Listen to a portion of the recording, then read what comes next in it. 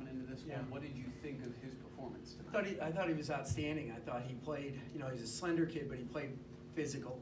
And did he hit a three? No. Did he hit a jumper? Maybe he did. No. I just thought he did a good job around the basket.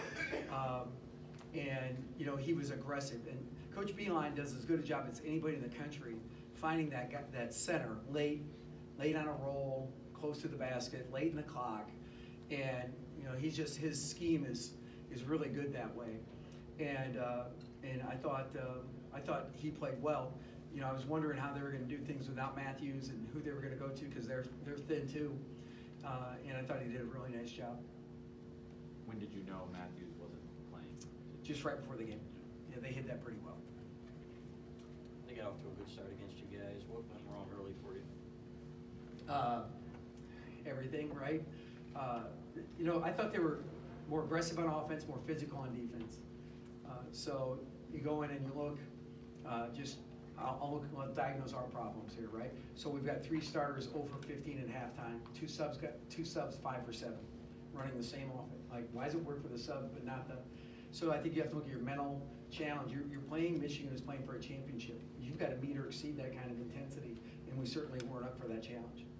What was your evaluation of Isaiah Livers and the defense he played on James Palmer? Yeah, I thought he did a really good job. Isaiah is a guy, he's was a starter last year. This year he spent a lot of time coming off the bench. I think he's an excellent player on both ends. He made threes. He's a strong rebounder. Gets to the rim on his drives, and then his physicality defensively. He can move and stay with a guy like Palmer, who's a driver, and yet contest well. Nana Kenton. Yeah, I would say both those guys are hurt. I think Nana, he's going to be sore. It was a hard fall, but he's up and able. Tom definitely sprained his ankle. How severe, I don't know. Just have to see. But Nana played really well, too. He gave us a spark. How did you try to stop Teske knowing the height advantage he had? The first 3 he got was a really, a naked play design and really no way to get to him. You just kind of roll the dice. Maybe it won't go in. He makes 3 one game, none the next. 2 one game, none the next. So I'm hoping we're going to get the offer. But, and then the second time, we had a guy in the corner, a defender, and we're supposed to rotate up on him. And I said, why didn't you rotate? Well, my guy's a good shooter. I'm like, well, did he have the ball? No. Well, I've never seen a basket made if you don't have the basket. Have you? Like, have we ever seen a guy make a shot without the ball?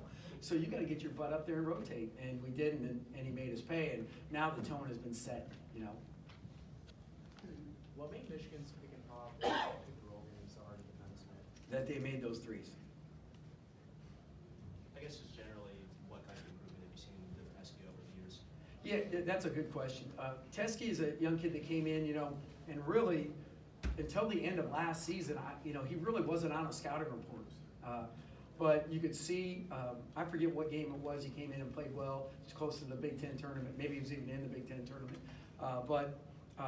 Then you get when you come through for your team in an important occasion, it gives you a great deal of confidence. I know that, and I would guess that's what happened with him. And now he just stepped in this year, and he's really done a nice job. He's got good hands.